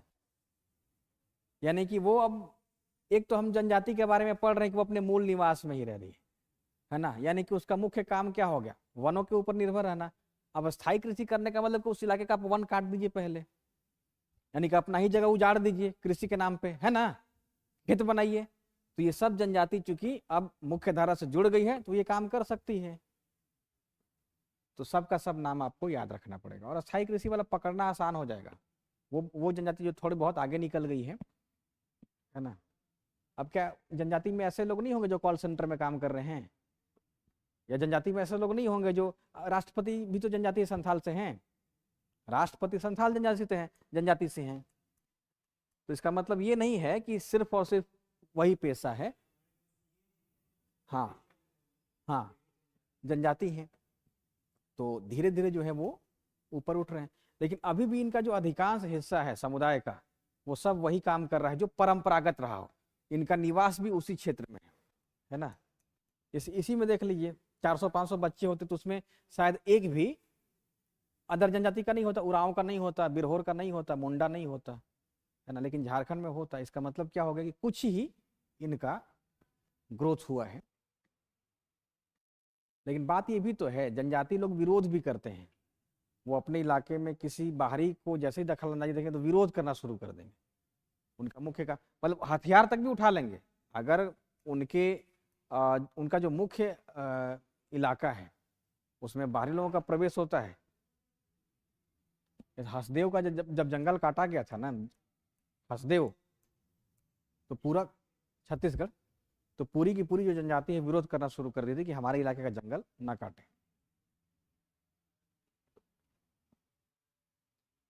कुछ लोग उसमें कारीगर भी करते हैं, जैसे मान लीजिए कि कोई लकड़ी का सामान बना रहा है, कुछ लोहे का औजार बना रहा है, तो कुछ कारीगर भी जनजातियां हैं। कश्मीर और हिमाचल की गुज्जर और किन्नौरी ये लकड़ी का सामान बनाती है। पश्चिम बंगाल का असुर और अगरिया जनजाति लोहे का औजार बनाती है। नीलगिरी की कोटा जनजाति बर्तन बनाती है। अभी नीलगिरी आपको जो कोटा है वो तमिलनाडु बता रहे थे ना, जैसे हमने कहा था ना कि राजस्थान में तो कोटा है, लेकिन एक कोटा जनजाति तमिलनाडु में है और ये बर्तन बनाती है। कोटा जनजाति बर्तन बनाने का काम करती है। आमतौर पे लोहार लोग बर्तन बनाते हैं, लेकिन कोटा जनजाति भी बर्तन बनाती है। तो कश्मीर और हिमाचल की गुज्जर और किन्नौरी ये बहुत इंपॉर्टेंट रहेगा, इसको याद करना। जनजातियों का जो पेशा है ना, सवाल यहां से अच्छा पूछा जा सकता है। ठीक है, तो कश्मीर और हिमाचल की गुज्जर और किन्नौरी जनजाति लकड़ी का सामान, लोहे का सामान असुर और अगरिया बनाती है। अगरिया कहाँ की है? अगरिया सहरिया एमपी का है, ठीक है ना। अगरिया, सहरिया, गोंड, बैगा, कमार ये सब एमपी का है। लोहे का औजार बनाती है और उसके बाद कोटा जनजाति बर्तन बनाती है। ठीक है, तो ये सब का सब ध्यान रखेंगे, पेशा ही था। अब आइए हम लोग चलते हैं पशुचारण में। तो पशुचारण में नीलगिरी पहाड़ी की टोडा जनजाति और हिमाचल की जो गुर्जर जनजाति है, ये सब दूध का व्यवसाय करती है। उसके बाद गद्दी हो गया, बकरवाल हो गया, गोला हो गया, ये सब भेड़ बकरी पालन का काम करती है। ठीक है, उसी इलाके की। तो ये सब जो जनजाति है, बकरवाल, गद्दी, गोला, ये सब जनजातियां भेड़ पालन और बकरी पालन का काम करती है। ठीक है, कुछ एक भी याद हो जाए अभी काम चल जाएगा। ठीक है ना, 20 या 30% ही एक बार में याद होता है किसी को। 20% भी याद हो जाएगा, अगली बार रिवीजन कीजिएगा तो 50 हो जाएगा। ये वाला हो गया, चाहे जो जनगणना हो गया उसमें भी आपको ना रट्टा लगाना पड़ेगा। टॉप 5 पॉपुलेशन डेंसिटी भारत के बिहार के किस जिले में है, जनसंख्या घनत्व, ये सब याद करना पड़ेगा, कोई और उसका उपाय नहीं है। बिहार का छांसी विस्तार सब रट्टा लगाना पड़ेगा।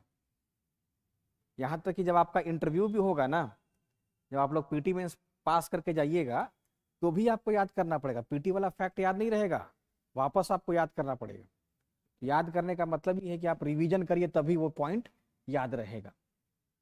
अब एक बार पढ़ा भी रहेगा ना, तो आप लोग तुक्का के आधार पे भी लगा लेंगे, गेस कर लेंगे कि ये नहीं होगा। अब जैसे कोटा की चर्चा हो जाए तो हमको नहीं लगता कि आप लोग कोटा जो है राजस्थान में करेंगे। क्या इतना तो कम से कम दिमाग में बैठी गया है जनजाति में, कोटा जनजाति कहाँ पे है? तमिलनाडु में है ना, और ये बर्तन बनाने का काम करती है। भारत के भाषाई तत्व, ये भी जरूरी है। आप लोग सुने होंगे कि इंडो आर्य भाषा है ना, द्रविड़ है। तो भाषाई तत्व ध्यान रखिएगा, भारत में लगभग 200 प्रकार की भाषाएं बोली जाती हैं। इसमें से 97% जनसंख्या सिर्फ 23 भाषा बोलती है। 23 भाषा, वैसे भी संविधान की 8वीं अनुसूची में कितनी भाषा है? 22 है। तो 23 भाषा जो है 97% लोग बोलता है ना, ध्यान रखिए। जैसे भोजपुरी इसमें शामिल हो गया होगा 23 में, है ना। तो भारत के लोगों के द्वारा बोली जाने वाली भाषाओं को अलग अलग ग्रुप में डाल दिया गया है। भारतीय यूरोपीय परिवार की भाषा सबसे ज्यादा बोला जाता है, 73%। द्रविड़ परिवार 20%। ठीक है, द्रविड़ भाषा कहाँ बोलेगा? साउथ में बोला जाएगा, है ना। आग्नेय ऑस्टिक निषाद भाषा 1.3%, 38। और चिन्नी तिब्बत जो किरात है वो 0.85% है। अभी आ रहे हैं उस पर, इन सबका रीजन बताएंगे। ठीक है ना, तो पहले इतना याद हो गया। सर्वाधिक भाषा भारत में कौन सी बोली जाती है? इंडो यूरोपियन हो गया। ठीक है, अब देखें इसका विस्तार से। तो भारतीय आर्य परिवार की जो भाषा है उत्तरी भारत के विशाल मैदान में केंद्रित है। इसका विस्तार कोंकण तट तक पाया जाता है। हिंदी इस प्रदेश की मुख्य भाषा है ना। इसी में संस्कृत भी है, भारोपीय में ही संस्कृत है ना, लेकिन मुख्य भाषा क्या हो गया? हिंदी है। तो भारतीय आर्य परिवार की जो भाषा है उत्तर के विशाल मैदान में केंद्रित है। इसका मतलब कि हम लोग के इलाके का जो भी भाषा है वो कौन सा हो गया, भारोपीय हो गया, भारतीय यूरोपियन हो गया। हिंदी के साथ अगर भोजपुरी कह दें, है ना, तो मैदानों में कौन सी भाषा, भारतीय आर्य परिवार की भाषा बोली जा रही है। मगही, ये भी हो गया वही भाषा, तो इसको याद रखिएगा। उसके बाद हो गया उत्तर प्रदेश, अब समझ ही गए, अगर हम मैदानी की बात करते हैं तो यूपी हो गया, एमपी हो गया, बिहार, राजस्थान, हरियाणा, हिमाचल प्रदेश, दिल्ली हिंदी भाषी राज्य है। अब इसी में छत्तीसगढ़ भी जोड़ लीजिएगा, छत्तीसगढ़ भी पूरा का पूरा हिंदी है। उर्दू भाषा मुख्य रूप से, यानी कि भारोपीय में उर्दू भी हो गया, उत्तर प्रदेश, बिहार, दिल्ली, आंध्र प्रदेश, कर्नाटक में बोला जाता है। भारोपीय परिवार में उर्दू भी है, हिंदी भी है। तो उर्दू भी, जैसे बिहार का दूसरा लैंग्वेज कौन सा है, उर्दू ही है ना, वैसे आंध्र प्रदेश का उर्दू है लैंग्वेज, तो उसको याद रखेंगे। अब द्रविड़ परिवार की जो भाषा है वो मुख्य रूप से प्रायद्वीपीय भारत में बोला जाता है। जैसे तेलुगु का संबंध कहाँ से हो गया, आंध्र प्रदेश से। तमिल भाषा का मानी कि वो चारों राज्य, जैसे मलयालम कहाँ है, केरल में है। कन्नड़ कहाँ पे है, कर्नाटक में है। तेलुगु कहाँ पे है, आंध्र प्रदेश में है। तमिल कहाँ पे है, तमिलनाडु में। चारों दक्षिणी भारतीय राज्यों में द्रविड़ परिवार की भाषा बोली जा रही है। यानी कि भारत में अगर देखें तो दूसरा मुख्य समूह हो गया द्रविड़ परिवार, चारों भाषा, जिसमें 20% जनसंख्या आ गई है। अधिकतर भाषा जो है भारोपीय का है, 73%। हाँ, बांग्ला उसी में आ जाएगा, है ना। उसके बाद आग्नेय आस्तिक निषाद हो गया और चीनी तिब्बत किरात, तो इतना दोनों याद हो गया। अब जैसे द्रविड़ परिवार की भाषा है, तमिल है, कन्नड़ है, 4 याद कर लेंगे, तेलुगु हो गया और मलयालम हो गया। ये चारों कौन सी भाषा हो गई, द्रविड़ परिवार की। क्या हिंदी आएगा इसमें, उर्दू नहीं।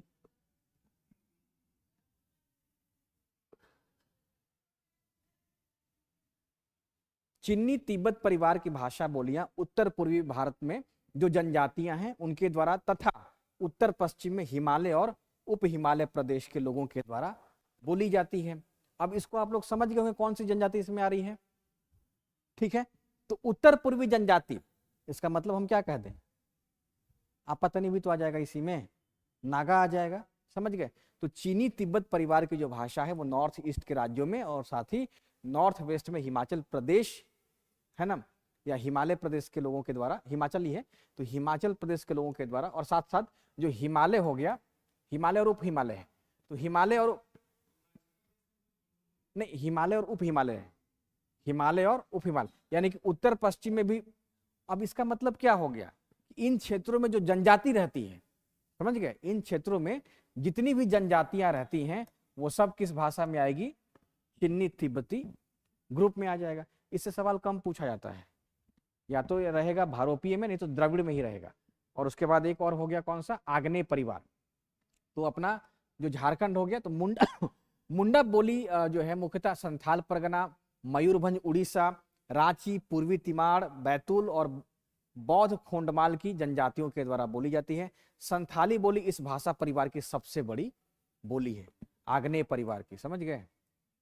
यानी कहने का मतलब हो गया कि कुछ जनजातियों की जो भाषा है जो नॉर्थ ईस्ट में नहीं है ना, नॉर्थ वेस्ट में नहीं है, वो सब की सब आग्नेय परिवार में आता है। तो यही मतलब अभी तक समूहीकरण किया गया है, इस पे कोई खास और भी ज्यादा शोध नहीं है कि अलग अलग मतलब पूरा भाषा को ही ऐसा नहीं किया गया है। जो मुख्य मुख्य भाषा है उसको ग्रुप में डाल दिया गया। तो आग्नेय परिवार की बोलियों में जैसे मुंडा, है ना, मुंडा लोग बोल रहे हैं आग्नेय परिवार की बोली, मुख्यतः संथाल परगना में, मयूरभंज में, रांची में, पूर्वी तिमाड़ में, बैतूल एमपी हो गया, और बौद्ध खोंडमाल की जनजातियों के द्वारा बोली जाती है। संथाल बोली, बस संथाल याद करिएगा, समझ गए ना।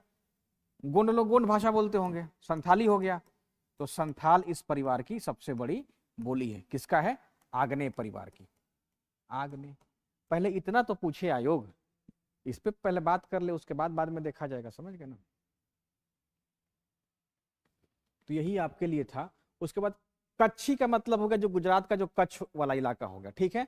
और सिंधी बोली बोलने वाला मुख्यतः पश्चिमी भारत में वही इलाका हो गया गुजरात का, समझ गए। हाँ, तो ये पूरा का पूरा आपको जनजाति पे क्लास रहा, इतना याद कर लीजिएगा, इससे बन जाएगा, सवाल बाहर नहीं जाएगा, समझ गए। अभी हम रिपीट करा देते हैं।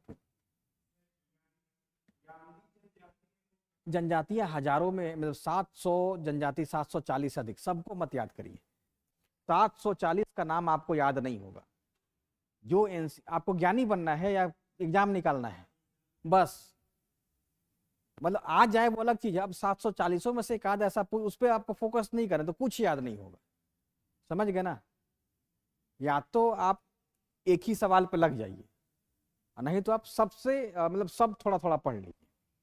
कई बार होता नहीं है कि कुछ विशेष सवाल पूछ दिया है जो पढ़े, अब उसके चलते पूरा उस पर अब गहन जानकारी रखने की कोशिश कीजिएगा तो कुछ नहीं हो जाएगा, समझ गए ना। तो 740 में से मोटा मोटी आप लोग 50, 40, 30 के आसपास भी, 40 भी याद कर लेंगे ना तो एग्जाम में आपका आधार बन जाएगा निकालने का, ठीक है। अदरवाइज जनजाति विशेषज्ञ तो आपको बनना नहीं है, पहले इतना दिए हैं, इतना याद करके टेस्ट बना लीजिए, सारा कंप्लीट हो जाएगा। अब क्या होता है, जैसे मान लिया जाए कि आप लोग चले गए हैं कौन सा पीसीएस देने, उत्तराखंड। अब उत्तराखंड में हमने आपको 3-4 जनजाति का बताया कैसे, बीपीएससी में। अब उत्तराखंड तो अपने यहाँ का डीप पूछेगा ना, अब वो घटना चक्र में रहेगा तो आप उसको क्यों याद करेंगे, समझ गए। ठीक वैसे ही एमपी, अब एमपी में 30 प्रकार की जनजाति की चर्चा वहां के लोकल बुक में होती है। ठीक वैसे ही राजस्थान, तो उसको आप क्यों देखेंगे, आपको क्या देखना है, आपको जो राष्ट्रीय स्तर का भूगोल का किताब है, उस भूगोल की किताब में जो जनजाति के बारे में थोड़ा थोड़ा दे दिया उतना पढ़ लीजिएगा, बिहार वहीं से पूछेगी। पूछने को कुछ भी पूछा जा सकता है, लेकिन वो डिपेंड करेगा रीजन पे। हिमाचल प्रदेश का जो पीसीएस है वो अपने यहाँ जनजाति पे और डीप में जाएगा, है ना। कुछ वैसी जनजाति जिसका कुछ विशेष नृत्य भी तो होता होगा, ऐसा थोड़े कि नृत्य नहीं होता होगा, लेकिन वो पार्टिकुलर उस राज्य विशेष के लिए सवाल होगा। कुछ उसका भोजन का प्रकार होगा अलग अलग, आप देखते हैं बम्बू टाइप में दुनिया भर का खाना उसमें बन रहा है, किसी किसी का विशेष नाम, तो वो वहां के पीसीएस के लिए जरूरी है। क्या जनजातियों की संस्कृति नहीं पढ़ना है यूपीएससी में, पढ़ना ही है, आर्ट एंड कल्चर में तो पढ़ना ही है, लेकिन वही चीज पढ़िए जिसका थोड़ा राष्ट्रीय स्तर पर विस्तार है, या कभी कभी करंट अफेयर्स में चर्चा में आ जाता है ना। जैसे हॉर्नबिल फेस्टिवल चर्चा में हमेशा रहता है, कहाँ मनाया जाता है, नागालैंड में। अब डीप में जाने का मतलब होगा कि आप फिर बिहार पीसीएस से बाहर हो जाइएगा, जानकारी तो होगी बीपीएस से बाहर। एक बार रिवीजन करा दे जल्दी से या छोड़ दें, करा देते हैं फास्ट। कितना प्रतिशत है अनुसूचित जनजाति का भारत के राज्य में, भारत में पूरा 8.6 हो गया, ठीक है। 8.6% है, इसको याद रखेंगे। उसके बाद सर्वाधिक जो जनसंख्या है वो कहां पे है, मिजोरम में और यूटी में। हाँ ठीक है, तो मिजोरम हो गया प्रतिशत में, और मध्य प्रदेश हो गया इसमें, और प्रतिशत में कौन सा हो गया यूटी में, प्रतिशत और संख्या डीडी, डीडी है ना, दादर नगर हवेली और दमन दीव, ठीक है। ये वाला आपको याद हो गया, इतना कंप्लीट आज ही की क्लास में याद हो गया है। उसके बाद देखें हम, तो प्रतिशत का जो एग्जैक्ट डेटा है इसको याद रखेंगे, कहाँ कहाँ पे, मिजोरम का भी और लक्षद्वीप का। इन दोनों में सबसे ज्यादा कहाँ पे है, लक्षद्वीप में है 94.8% है, मिजोरम में 94.4 है। उसके बाद वो राज्य जहां पे जनजाति नहीं है, 5 का नाम हमने बताया था, 3 केंद्र शासित प्रदेश, 2 राज्य याद हो गया है नाम, पंजाब हरियाणा राज्य हो गया, और दिल्ली हो गया, पुडुचेरी हो गया, और चंडीगढ़ हो गया जहां पे एसटी पॉपुलेशन नहीं है। उसके बाद संविधान का आर्टिकल 342 के तहत राष्ट्रपति किसी भी जनजाति को लिस्टेड कर सकता है, जैसे मैतई को डाल सकता है ना। लिंगानुपात बहुत इंपॉर्टेंट है, 990 है फिलहाल। उसके बाद सबसे ज्यादा जो लिंगानुपात गोवा का है 1046 है, और सबसे कम जम्मू कश्मीर का भी है तो 924 है। टॉप 5 अनुसूचित जनजाति वाले राज्य और केंद्र शासित प्रदेश, जिसमें मध्य प्रदेश पहले नंबर पर है, दूसरे पर महाराष्ट्र है, तीसरे पे उड़ीसा है, चौथे पे राजस्थान है, 5वें पे गुजरात है।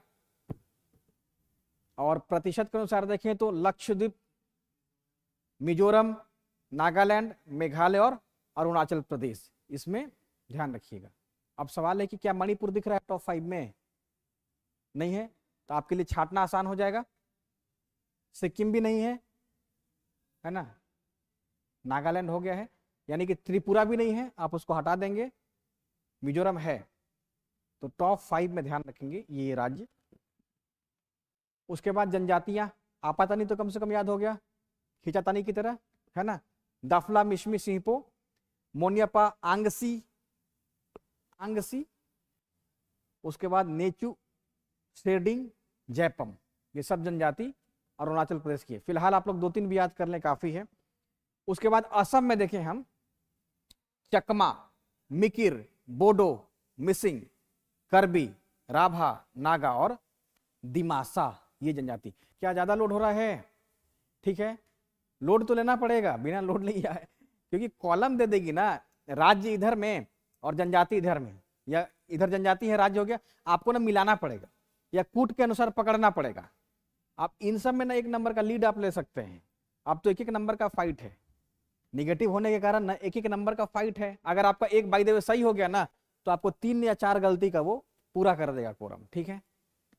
तो असम में चकमा है, मिकिर है, बोडो है, मिसिंग है, करबी है, राभा, नागा, दिमा। और ये सिर्फ 17वीं के लिए नहीं, आप मेरे से पढ़ने आइएगा 90 वाला बीपीएससी भी ना, तब तक हम रहेंगे या पढ़ाते रहेंगे तो भी यही पढ़ाएंगे, है ना, तो भी यही पढ़ाएंगे, यही पीडीएफ रहेगा, कुछ उसमें चेंज नहीं होगा। कचारी और सोनवाल, ठीक है, ये जनजाति।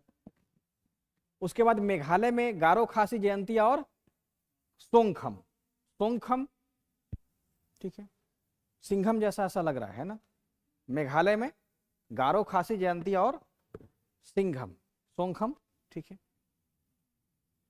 नागालैंड में नागा, सितेंग, अंगामी, चाखेसांग, कोन्याक, कुकी, मैतेई और नचामा, ये सब जनजाति कहां पे रहती है? नागालैंड में रहती है, ठीक है ना। नेक्स्ट हो गया मणिपुर, तो बहुत आसान है, कुकी और कांगली, कुकी कांगली। उसके बाद त्रिपुरा में रियांग हो गया, भोटिया हो गया, भोटिया भी आप लोगों ने हिमाचल प्रदेश देखा है, चकमा, गारो और कुकी, ये सब की सब जनजाति त्रिपुरा में रहती है। मिजोरम में मिजो और लाखेर हो गया। मिजोरम आसान है याद करना, मतलब नॉर्थ ईस्ट में मिजोरम आपको याद करना आसान हो गया। मणिपुर क्या आसान नहीं रहा? कुकी और कांगला, यही ना, कंगाल कर लीजिए उसको, है ना, याद हो जाएगा, ठीक है। मिजोरम में मिजो और लाखेर हो गया, आसान हो गया। मणिपुर में भी आसान है याद करना। पश्चिम बंगाल की जनजातियों में असुर हो गया, भूमि हो गया, बिरहोर हो गया, लोध हो गया, लेपचा हो गया, माघ हो गया, महाली हो गया। बिरहोर झारखंड में भी है, हो है, खरिया है, माल पहाड़िया है, मुंडा है, ओराव है, संथाल है। संथाल किस में आ गया भाषा में? अगर देखें तो किस भाषाई समूह में आ गया? वो लिंग्विस्टिक ग्रुप जिसमें संथाल भाषा है, आग्नेय परिवार। आग्नेय परिवार की भाषा में संथाल सबसे बड़ी बोली है, ठीक है। उत्तराखंड में है, भोक्सा है, राजी है, थारू है, भोटिया है, जौनसारी है, खासी जनजाति है। ओडिशा में जुआंग है और कांध जनजाति है। मध्य प्रदेश में अगरिया है, बैगा है, भील है, भिलाला है, गोंड है, हलवा है, कोल है, कोरकू, कमार, कोरबा, पारधीसारी। थोड़ा ज्यादा है मध्य प्रदेश का, कुछ एक भी याद कर लेंगे तो काम चल जाएगा। ठीक वैसे हिमाचल प्रदेश में गद्दी, गुज्जर और किन्नर, ये जनजाति है। राजस्थान में मीणा है, भील है। आंध्र प्रदेश में चेंचू, गोंड है। तमिलनाडु में कादर, कोटा। पेशा क्या है इसका? बर्तन बनाना, ठीक है। कुरुम्बा, देखिए पेशा और भी अब अलग अलग डेवलप कर गया होगा, अभी इस पे ना कोई नई जानकारी नहीं है। हो सकता है कुछ जनजाति कुछ और विशेष काम करना शुरू कर दी होगी, इतना सारा प्रोफेशन बढ़ गया है, नहीं बढ़ गया है? अब देखिए अब जैसे मशरूम का उत्पादन नहीं हो रहा है, हो सकता है कुछ जनजाति इसमें शामिल हो गई हो, ठीक है। खाली बर्तन थोड़े बना रही होगी, उसे कितना पैसा मिल जाता हो, रोज थोड़े बर्तन लोग खरीद रहे हैं ना, सब डेली नहीं ना। अब देखेंगे आप लोग कि 2 किलोमीटर की दूरी में 3-4 बर्तन का दुकान है। तो पेशा अभी अपडेटेड नहीं है, पेशा बहुत सारा नया नया आ गया है, जरूरी नहीं कि पेशा में वही रहे। केरल में इरुला है, कुरुम्बा है, पुनियन है।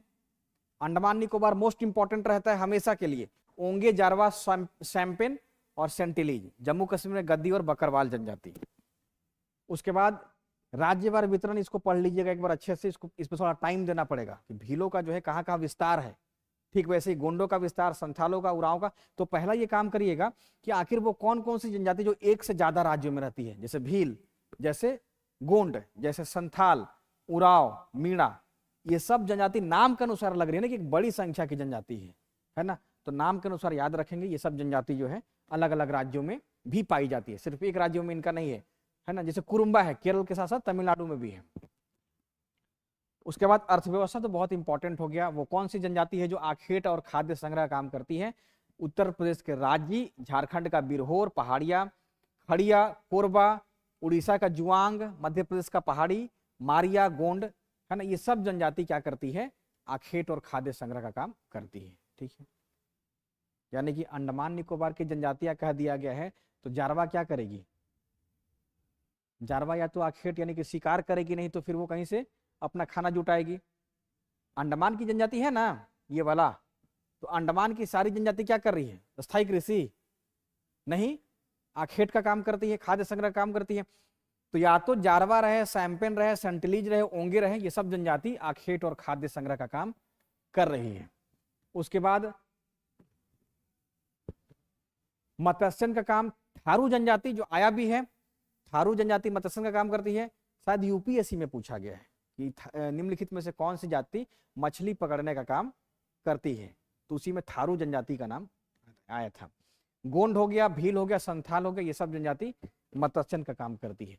झूम कृषि में ध्यान रखेंगे, उत्तर पूर्वी भारत के साथ साथ मध्य प्रदेश है, उन राज्यों में झूम कृषि किया जाता है। उसके बाद स्थायी कृषि करती है जो जनजाति थोड़ा बहुत आगे निकल गई है, जैसे संथाल हो गया, मुंडा हो गया, उरांव हो गया, भील हो गया, गोंड हो गया, मीणा हो गया। कुछ लोग कारीगर का काम करते हैं, जैसे बर्तन बना रहे हैं, लोहे का है ना सामान बनाते हैं, या फिर लकड़ी का सामान बना रहे हैं। तो कश्मीर और हिमाचल की जो गुर्जर और किन्नौरी, गुर्जर अलग है, गुर्जर राजस्थान में है, लेकिन गुज्जर की बात है ये, गुज्जर किन्नौरी जनजातियां लकड़ी के सामान बनाती हैं।